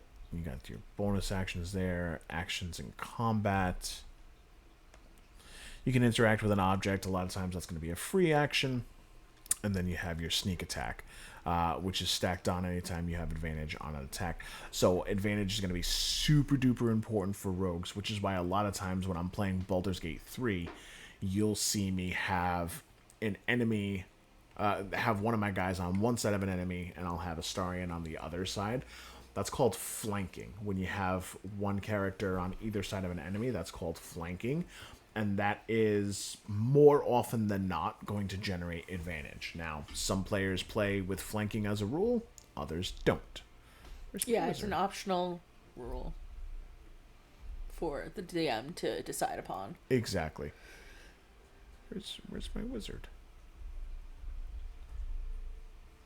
Oh no, they took the wizard away. Had to disallow it in my game. Was it being abused, Milmino?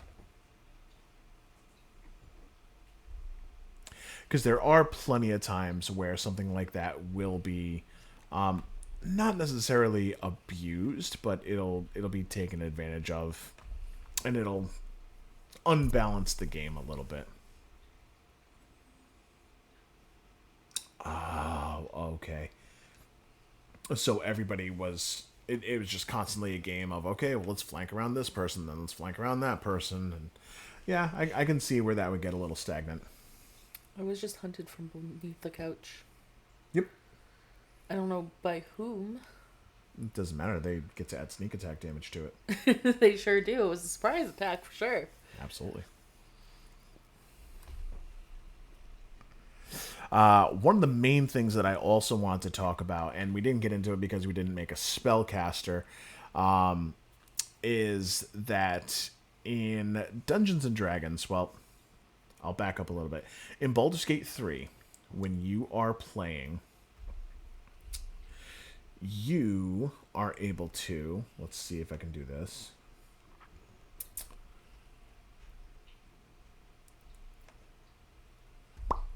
There we go. You are able to cast spells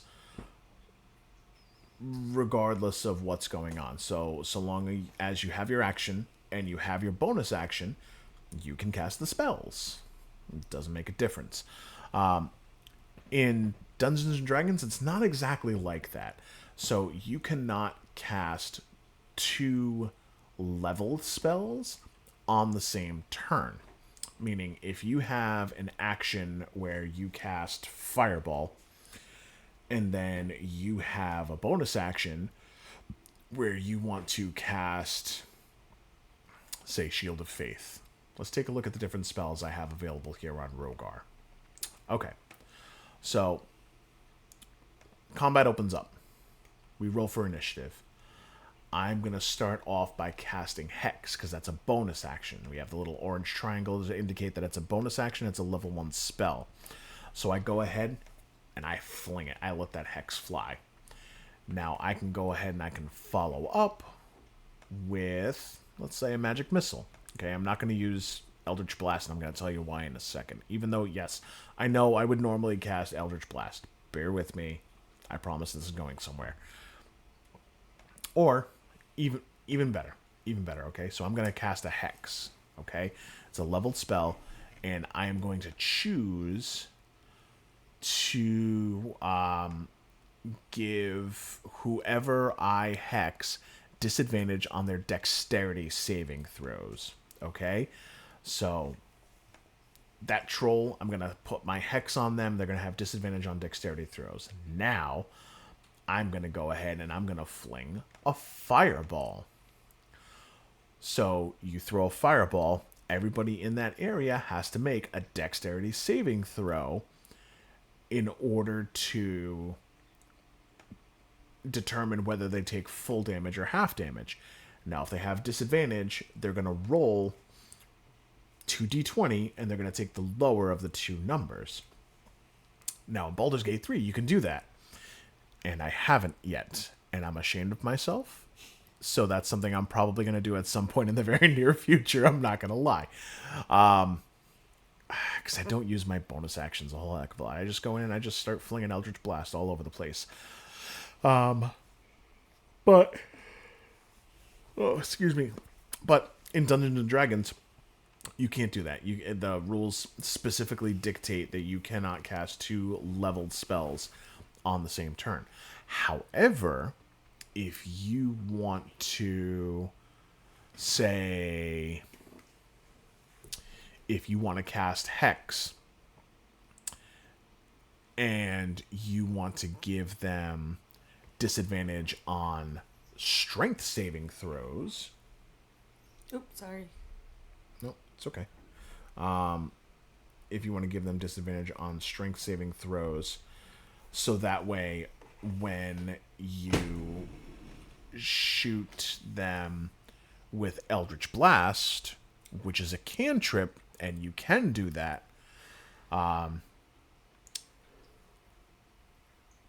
you can set it up so that way they have disadvantage on their strength saving throws, and the Eldritch Blast will push them back 15 feet or something along those lines.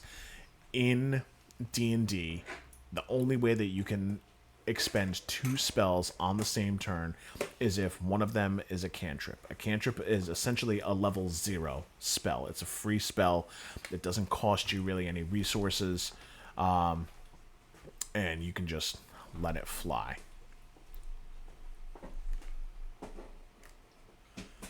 Astarion, you look so cool, dude. I really do. Toxtricity? A wild Toxtricity in the chat? That's a new one on me. I don't know that one.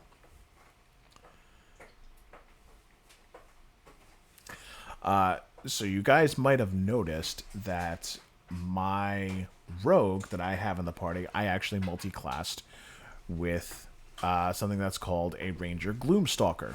Now, we didn't get too much into it, but the synergy between the stealthiness of the rogue and what comes with the Gloomstalker, it actually has taken Astarion and just... It just makes him a beast on the field. So, he has attack bonuses on his melee attacks, all of those bonuses. He has attack bonuses on his ranged attacks. He has an armor class of 20. He has crazy initiative bonus. He's not going to be surprised at any point. I could probably adjust those. I also tweaked Rogar a little bit. But for the most part, the rest of the characters are as you saw them. We are just about done with Act 2. We have someone, I'm not going to say who, in our camp with us. You can see her, but if you're not that far into the game, you won't know who she is, so I'm not going to spoil it. And you got Scratch and the Owlbear Cub playing. They're best friends. They are best friends. We're going to pet the cub. As you should. Yeah.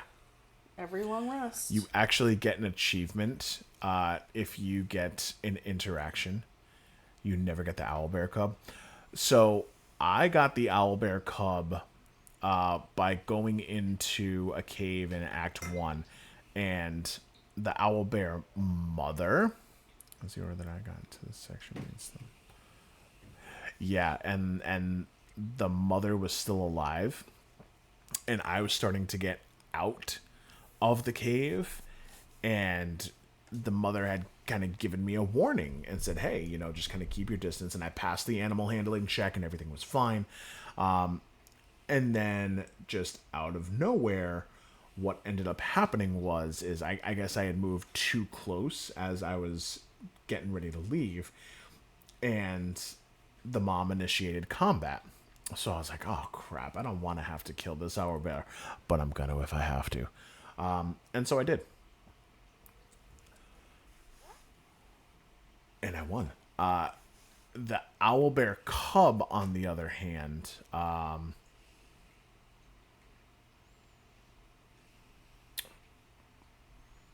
were they in the egg? No, they weren't in the egg. No, I don't. I've always gotten the owl bear, but I don't know how. I get it from the goblin camp. Yeah, you got it from the goblin camp. Yeah. Maybe that's where mine came from too. Who knows? Newscast update from Roll4 Gaming's chat room. The Wild Dragonair's frenzy had trainers Danalor and Brass Monkey live, snagging the prize with a side of playful banter. Meanwhile, Mino's on the hunt for that elusive owlbear cub, and Toxtricity proved too sly for the catch. Stay tuned for more high-stakes Pokemon action and D&D BG3 adventures. Hashtag gotta catch 'em all. Hashtag owlbear quest. I love that so much. I don't have the heart to take the owlbear cub. So the owlbear cub is in the goblin camp, and it's actually a part of a game where like you have to like chase it down and catch it or stuff like that. If you have speak with animals, you can talk to it and you can encourage it to go back to your camp. Oh, we're going to pet Scratch. And Scratch you just find along the way. I hear that there is one other pet that you can get to join your camp. Is it in Act 3 and this is your way of luring me back to Baldur's Gate? With false promises? Possibility. Oh, you did the owlbear after the camp. Interesting. Because I know that there's a cave.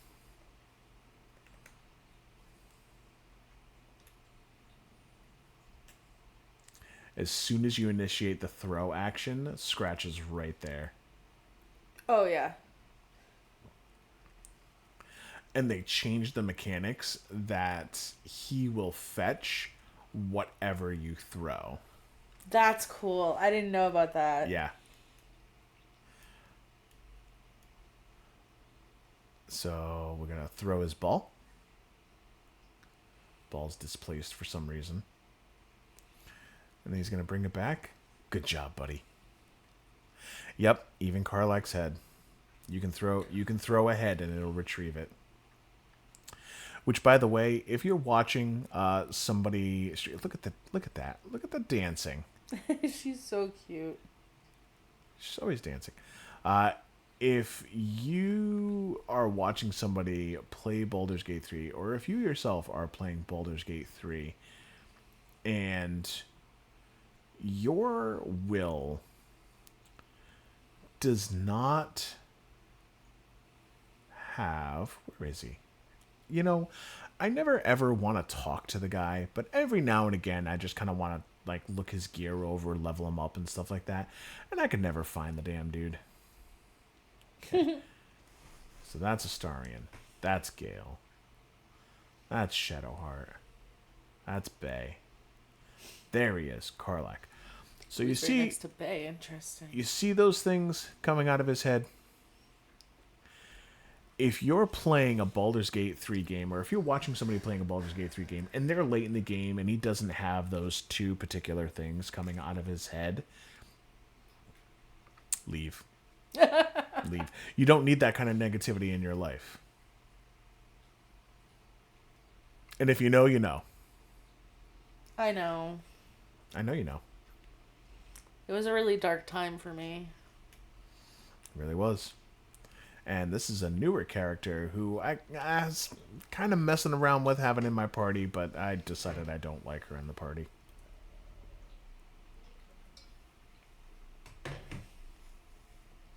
I should have just killed her. Like, she has some fun utility, but mostly I recruited her so I could recruit someone better later. That's right. And I'm not going to say who because I don't want to spoil it for anybody. But it's something I'm really excited about.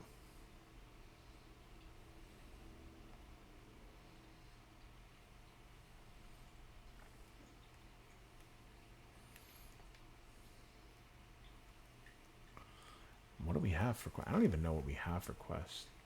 Gather your allies. That and don't trust players who give scratch back. I didn't even know you could give scratch back. Give him back to who? I have no idea. That's not okay. Nope. Nope. Don't need that kind of negativity in my life. No, thank you. Discover the fate of Prince Orpheus.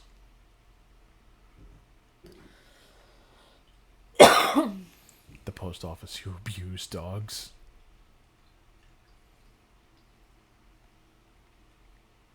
That's no bueno.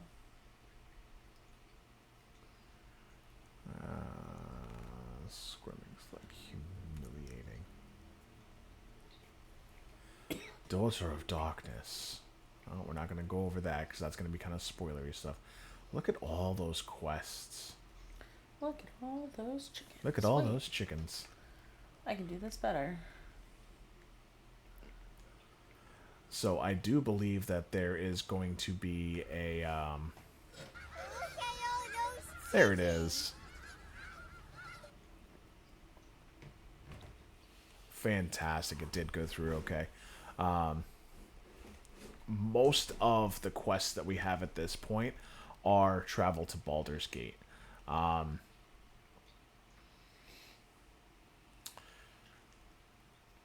I gotta figure out how to decipher that. Shadow Curse, find the Night Song. Speak Alexa. to Lorcan. Stop.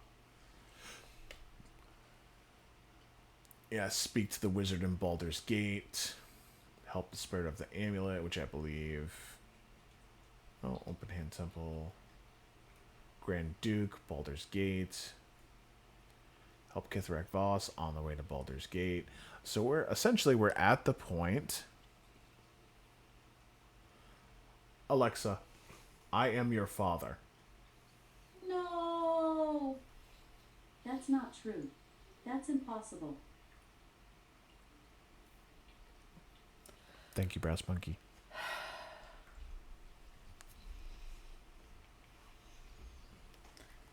Which the subtitles for Thank You, Brass Monkey were Think of the Spunky. Yeah, and when I said earlier that the rules were wrong, it said row of dumps. I'm 5. Loving these subtitles, guys. Gotta love closed captioning via Twitch.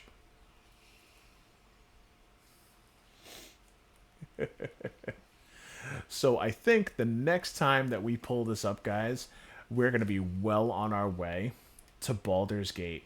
I believe Act 2 is going to be firmly behind us. I believe we've done all of the things that we could possibly do in Act 2. I know I forgot a couple of things in Act 1, but we're going to save that for the next playthrough. I'm going to do a Bard playthrough on the next highest difficulty, and that'll be a whole bunch of fun. But guys, we're going to get ready to wrap it up. I thank you for hanging with us while I nerded out nonsensically about Dungeons & Dragons and Baldur's Gate and things of that nature. Hopefully, if you had any questions about Dungeons & Dragons, hopefully I answered them. If not, please feel free to hop into the Discord. Be more than happy to answer any and all of those types of questions. The one thing that I always want to emphasize is, one, this is a judgment-free zone. This is a safe place. You can feel free to ask the question. You can feel free to act like a fool. And everything is okay because we were all new at one point. We were all a rookie. It was our first day at something somewhere along the line. So this is going to be a judgment-free zone for those types of places. And especially here where we're aiming to be a third place where you can just be who you want to be without free of judgment or obligation. That's precisely what we're here for. if you did have questions that I did not answer or get to, please feel free to drop me a line in the Discord. You can DM me if you feel comfortable with that. You can pop into the Discord and you can ask questions there. If you felt like this was long-winded and nonsensical, you can also pop into the Discord and you can tell me that as well. If you feel like you didn't get your money's worth as far as those channel points go.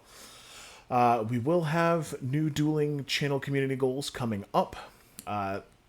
Not tomorrow, but Thursday, we're going to be pulling Kingdom Hearts 2 back up. And I think we're moving on from the Coliseum to the next world. I'm not exactly sure which one it is. But if you like Kingdom Hearts content, feel free to stick around. Come on by. Always love hanging and having a good time. Always good for some laughs. Remember to hang on to the date of May 11th. We're going to be doing that stream for charity to raise mental health awareness and mental health through video games with Stack Up. So make sure you stay tuned for that. And keep an eye out for the next community dual community goal, guys. Maybe I'll have to do something funny with my hair. But who knows? We're definitely open for suggestions. When we reach the 300 follower giveaway, which we're pretty close, we're 90% of the way there. We're at a whopping 269. Nice. And when we reach 300, we're going to do the giveaway for the Pokemon Mystery Box. So tell your friends, tell your neighbors, hell, tell people that you don't like. Tell that creepy uncle. Tell that creepy uncle. Yeah. The one who makes those jokes, but he only laughs, like he only smiles with his mouth, like it doesn't go all the way up to his eyes. Like it's one of those fake smiles. That's a really creepy uncle. That's a really creepy uncle. Not the one that hugs you for a little bit too long.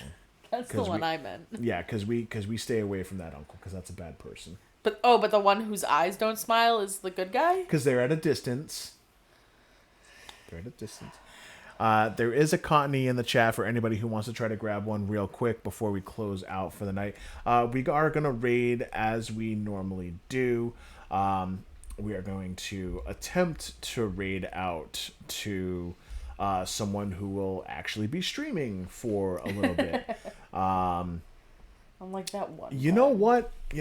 I got one right here, and I'm hoping that they've been going for a little bit, but I know Danny's going to enjoy it because they're playing Stardew Valley.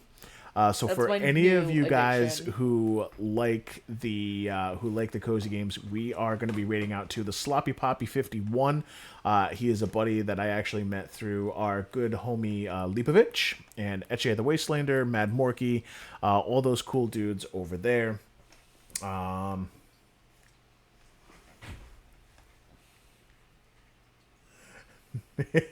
No worries, Milmino. No worries at all. We are going to be raiding out to the Sloppy Poppy 51 playing Stardew Valley. And I know that he is a super funny guy. If you haven't, make sure you drop a follow. We are going to be raiding out with a handful of viewers. Guys, thank you so much. I know this was a little long-winded, but hey, these are the points. This is how you wanted to spend them. But I appreciate it and I love you guys indulging me. So we are going to Sloppy Poppy 51. It's already. It says you already put it through.